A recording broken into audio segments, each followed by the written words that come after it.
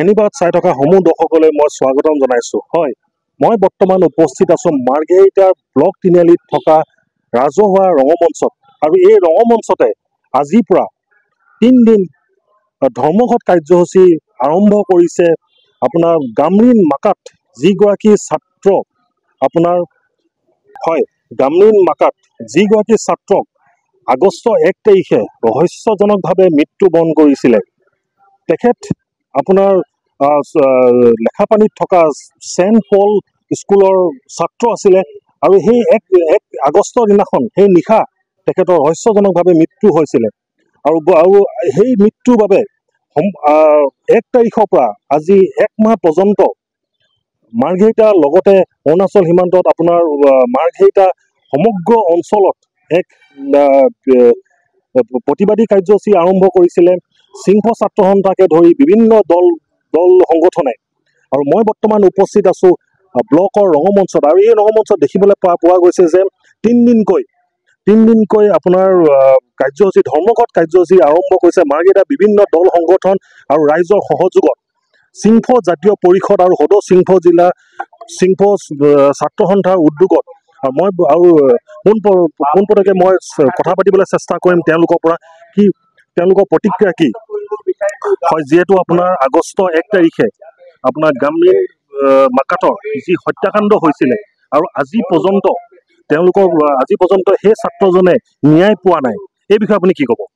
হয়, আজি যোৱা 1 আগষ্ট তাৰিখে যি চেণ্ট পল স্কুলৰ ছাত্ৰবাহত যি ঘটনা হৈছিলে আজি 29 দিন উকলি গ'ল।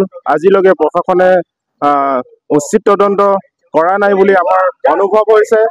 আৰু এই ন্যায় অতি শীঘ্ৰে এই ন্যায়ৰ আমি তদন্ত শেষ কৰাব বিচাৰোঁ। আৰু ভৱিষ্যতে আমি ন্যায় নোপোৱালৈকে আমি এই আন্দোলন কাৰ্যসূচী ধাৰাসাৰে কৰি যাম। আৰু এটা কথা উল্লেখ কৰিব বিচাৰোঁ যে আমাৰ ST স্কুল কৰ্তৃপক্ষ ST পল স্কুল কৰ্তৃপক্ষ আজি তেখেতে জেলত আছে নে, তেখেতে ন্যায়িক জিমাত আছে নে, ক'ত আছে না পলাতক আছে। তেখেতে যদি পলাই ফুৰিছে, তেখেতে যদি দোষী নহয়, তেখেতে কিয় পলাই ফুৰিবলগীয়া হৈছে? আৰু তেখেতক এটা কথা সকীয়াই দিছোঁ যে স্কুল কৰ্তৃপক্ষ এই ছাত্ৰজন মাৰ্ডাৰে হওক ছুচাইডে হওক তেখেতে আমাৰ ভিক্টিম ফেমিলিক আমাৰ কম্পেনচেশ্যন দিব লাগিব। 1 সপ্তাহৰ ভিতৰত যদি কম্পেনচেশ্যন নিদিয়ে আমি তেখেতৰ ঘৰ ঘেৰাও কাৰ্যসূচী লিখা আন্দোলন ঘোষণা কৰিম। ধন্যবাদ। হয়, ধন্যবাদ জনাইছোঁ আপোনাক। যিহেতু দেখিবলৈ হৈছে আমাৰ মাজত আৰু এগৰাকী ব্যক্তি বৰ্তমান ইয়াত উপস্থিত আছে, তেওঁৰ পৰা কিছু কথা আমি জানিবলৈ চেষ্টা কৰোঁ। যিহেতু আপোনাৰ যিগৰাকী ছাত্ৰ আপোনাৰ হত্যাকাণ্ড কৰা হৈছে বুলি কোৱা হৈছে আৰু যিহেতু আপোনাৰ আজি 1 মাহ উকলি গ'ল, এতিয়ালৈকে কোনো ধৰণৰ তেনেকুৱা পুলিচ প্ৰশাসনে তদন্ত কেনেধৰণে আগবঢ়াইছে, কি কৰিছে, এতিয়ালৈকে আপোনালোকে একো ধৰণৰ একো গম পোৱা নাই, এই বিষয়ে আপুনি কি ক'ব? এতিয়া আজি 29 দিন উকলিলে, আজিলৈকে কি তদন্ত কৰিছে, কি মেইন উত্তৰ যি আজিলৈকে একো খবৰ পোৱাই নাই। আজি মোৰ এটা ল'ৰা আজিলৈকে ভালমতে তদন্ত কৰি দিয়া নাই। উচিত তদন্ত কৰিব লাগে, মোৰ এইটো অনুৰোধ। আজিলৈকে একো উচিত তদন্ত কৰি দিয়া নাই, কৰি দিব লাগে, সেইটোৱে মোৰ অনুৰোধ। হয়, ধন্যবাদ জনাইছোঁ আপোনাক। যিহেতু দেখিবলৈ পোৱা গৈছে যে সেইজন ছাত্ৰ আজি পিতৃ আপোনাৰ আজি ইয়াত আহি বহিব লগা হৈছে, তেওঁ আজি ধৰ্মঘট কাৰ্যসূচী তেওঁ কৰিব লগা হৈছে। ইয়াতকৈ আৰু দুখৰ একো কথাই হ'ব নালাগে। বৰ্তমান আমাৰ মাজত আৰু এজন ব্যক্তি ইয়াত উপস্থিত আছেহি, তেখেতৰ পৰা কিছু কথা আমি জানিবলৈ চেষ্টা কৰিম। যিহেতু দেখিবলৈ পোৱা গৈছে যে আপোনাৰ যিগৰাকী ছাত্ৰ, সেই ছাত্ৰগৰাকী যি ৰহস্যজনকভাৱে মৃত্যু হৈছিলে, বহুতে কৈছে যে তেখেতক হত্যাকাণ্ড কৰা হৈছে বা তেখেতৰ সেইখন স্কুলৰ যি চেণ্ট পল স্কুলৰ যিগৰাকী প্ৰিন্সিপাল তেওঁ বৰ্তমান পলাতক অৱস্থাত আছে বা তেখেত ক'ত আছে এতিয়ালৈকে পুলিচ প্ৰশাসনে কেনেধৰণে ব্যৱস্থা কৰিব লাগে বা এতিয়ালৈকে বৰ্তমান পুলিচ প্ৰশাসনে কেনেধৰণৰ তদন্ত কৰিব লাগিছিলে, এই বিষয়ে আপুনি কি ক'ব? গ্ৰামীণ মাৰ্কেটক সম্পূৰ্ণ পৰিকল্পিতভাৱে মাৰ্ডাৰ কৰা, যিটো ব্ৰুটেল মাৰ্ডাৰ হয়, আজি এমাহ চুবৰ হৈ গ'ল। আজি প্ৰশাসনৰ কোনো উত্তৰ নাই। আমি মাৰ্ঘেৰিটা SDO চিভিলৰ লগত টেবুলত বহি আলোচনা কৰিছিলোঁ, চেণ্ট পল স্কুল বন্ধ কৰিব লাগে। যেতিয়াতো ঘটনাটো কোনো এনচাৰ নাপায়, গতিকে তাত এটা উত্তপ্ত পৰিস্থিতিৰ সৃষ্টি হৈছে। তেখেতৰ স্কুলখনৰ 2খন গাড়ী ভাঙি দিয়া হৈছে, তাত আজি পাব্লিক ৰেভেগেশ্যন হৈ আছে। আমি আজি গণতান্ত্ৰিকভাৱে আজি প্ৰতিবাদ সাব্যস্ত কৰিবলৈ মহিলাসকল ৰাইজসকল ওলাই আছে, কিন্তু আমি আচৰিত হৈছোঁ যে অসমৰ মুখ্যমন্ত্ৰীয়ে আমাক কি মাহীয়া দৃষ্টিয়ে চাই নেকি? অসমৰ ডাইনেমিক মুখ্যমন্ত্ৰীয়ে এজন হিন্দীভাষী মানুহক যদি কোনোবাই আঁঠু কুৱাই লগে লগে DGPয়ে টুইট কৰে।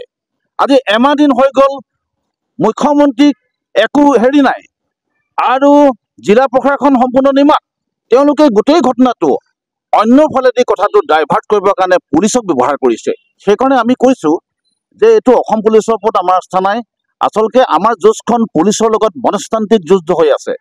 গতিকে আমি সেইকাৰণে গুৱাহাটী হাইকোৰ্টৰ এজন ৰিটায়াৰ্ড জাষ্টিছৰ আণ্ডাৰত আমি সেই বিচাৰিছোঁ যাতে এটা জুডিচিয়েল ইনকুৱাৰী হওক, তেতিয়া আমি ন্যায় পাম। আৰু ডেড বডিটো ৰিপষ্টমেণ্টৰ কাৰণে ডেড বডিটো পুনৰ খান্দি সেইটো যাবই লাগিব। আৰু তাতে আমি এই যিজন প্ৰিন্সিপাল, তেওঁ বৰ্তমান পলাতক কিয়? তেওঁ যদি দোষী নহয়, তেওঁ নিজে গিল্টি ফিল কৰিছে। আৰু সেইদিনা নিশা গোটেই ছাত্ৰজনে তেখেতক কমপ্লেইন কৰিছিলে। তেখেতক কৰিছিল মোক পঢ়া শুনাত ডিষ্টাৰ্ব কৰিছিলে লগৰ ছাত্ৰসকলে, আৰু তেখেতে কোনো গুৰুত্ব নিদিয়াৰ কাৰণে তেখেতে কান্দি আহিলে। ছাত্ৰজনে কান্দি হস্পিটেলত অহাৰ পাছতে ঘটনাটো ঘটিছে। গতিকে আজি মাৰ্ঘেৰিটাবাসী ৰাইজে এই কথাটো লাহে লাহে গম পাইছে, এইটো যে টোটেল এটা মাৰ্ডাৰ কথা। ইয়াক প্ৰশাসনে গাপ দিবলৈ উঠি পৰি লাগিছে। এইটো এটা দুৰ্ভাগ্যজনক, এটা লজ্জাজনক কথা।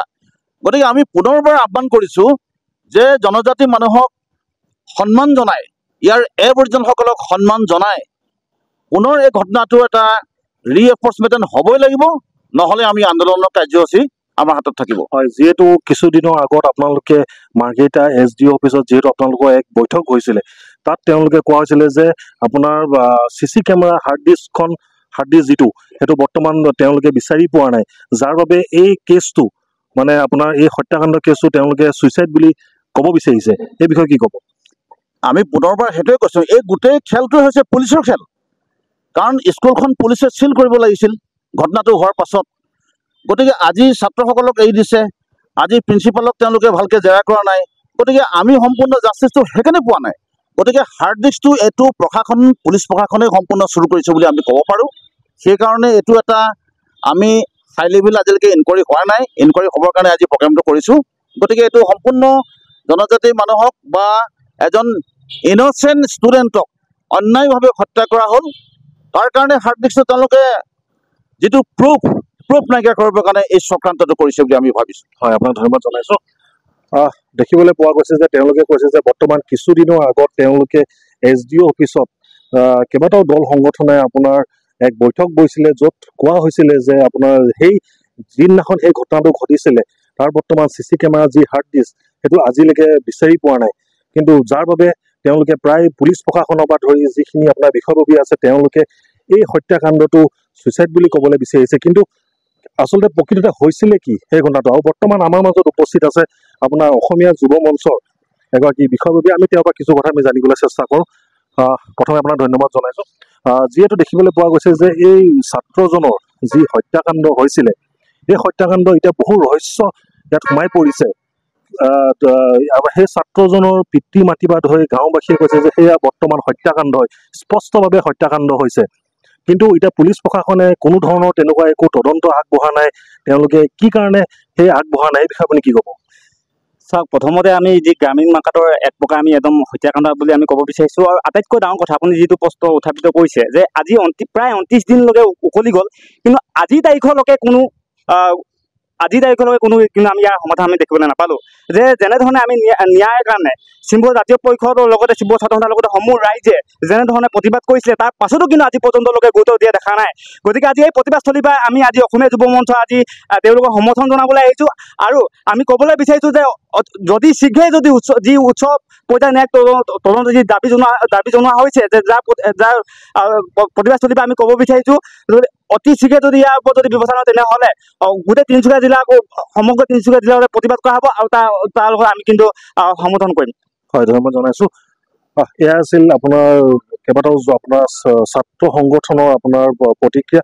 যিহেতু ক'ব লাগিব, এটা স্পষ্টকৈ ক'ব লাগিব যে এই যি ছাত্ৰজনৰ আপোনাৰ গ্ৰামীণ মাকাত এই ছাত্ৰজনৰ যি 1 তাৰিখৰ দিনাখন যি ঘটনা ঘটিছিলে, এয়াই সঁচাকৈ হত্যাকাণ্ড নে ইয়াৰ আঁৰত বহু ৰহস্য সোমাই পৰিছে এতিয়া আৰু তেওঁলোকে দাবী কৰিছে যে পৰিয়ালকে ধৰি আপোনাৰ যিসকল সংগঠন আছে তেওঁলোকে দাবী কৰিছে যে এয়া সম্পূৰ্ণৰূপে আপোনাৰ হত্যাকাণ্ড হয় যাৰ বাবে তেওঁলোকে উচিত তদন্ত বিচাৰিছে আৰু তেওঁলোকে আহ্বানো কৰিছে মুখ্যমন্ত্ৰীক আহ্বান কৰিছে যে তেওঁলোকে উচিত তদন্ত পাব লাগে মাৰ্ঘেৰিটাৰ পৰা মই অভিজিত কাকতি এনি ভাৰত 24 নমস্কাৰ মই অজয় ফুকন আৰু এইখিনিতে সমূহ এনি ভাৰত চেনেলটোৰ যিসকল কৰ্মকৰ্তা আছে সকলোৰে মোৰ ফালৰ পৰা শুভেচ্ছা জ্ঞাপন কৰিছোঁ অসমৰ আচলতে সংবাদ জগতত নতুনকৈ আচলতে এটি আত্মপ্ৰকাশ ঘটিছে আমাৰ নিউজ চেনেল এনি ভাৰত আৰু এনি ভাৰতৰ এটা খুব ধুনীয়া এটা অনুষ্ঠান হ'বলৈ গৈ আছে সকলোৱে জানে আমাৰ সকলোৰে মৰমৰ হাৰ্টথ্ৰব জুবিন গাৰ্গৰ গানে কি আনে আচলতে জুবিন দাৰ সেই গীতৰ আধাৰত আমাৰ হিৰুদাই লিখা সেই গীতটি গানে কি আনে এই গানে কি আনে নামৰ এটি তেওঁলোকে সাংগীতিক ৰিয়েলিটি শ্ব' কৰিবলৈ গৈ আছে আৰু 15 আগষ্টৰ পৰা গোটেই আৰম্ভ হ'ব প্ৰথম অডিশ্যন অসমৰ ধেমাজি জিলাত আৰম্ভ কৰিব গতিকে সমূহ যিসকল প্ৰতিভা আছে যিসকলে গান ভাল পায় যিসকলে তেওঁলোকৰ নিজৰ প্ৰতিভা আচলতে দেখুৱাব বিচাৰে এই ৰিয়েলিটি শ্ব'ত গানে কি আনে এই প্ৰতিযোগিতাত অংশগ্ৰহণ কৰক আৰু খুব ধুনীয়া আপোনালোকে সুবৰ্ণ সুযোগ লাভ কৰিব লগতে ইয়াতে পুৰস্কাৰ আছেই বিভিন্ন ধৰণৰ উপহাৰো আপোনালোকে লাভ কৰিব আৰু লগতে এগৰাকী প্ৰতিষ্ঠিত আচলতে এগৰাকী শিল্পী হিচাপে অসমৰ সাংস্কৃতিক জগতত আপোনালোক প্ৰতিষ্ঠা লাভ কৰিব গতিকে গোটেই অনুষ্ঠানটোলৈ মোৰ ফালৰ পৰা শুভকামনা থাকিল আৰু লগতে এই অনুষ্ঠানটোত আপোনালোকে অংশগ্ৰহণ কৰিব আমিও আছোঁ আৰু সকলোকে আমি লগ পাম ধন্যবাদ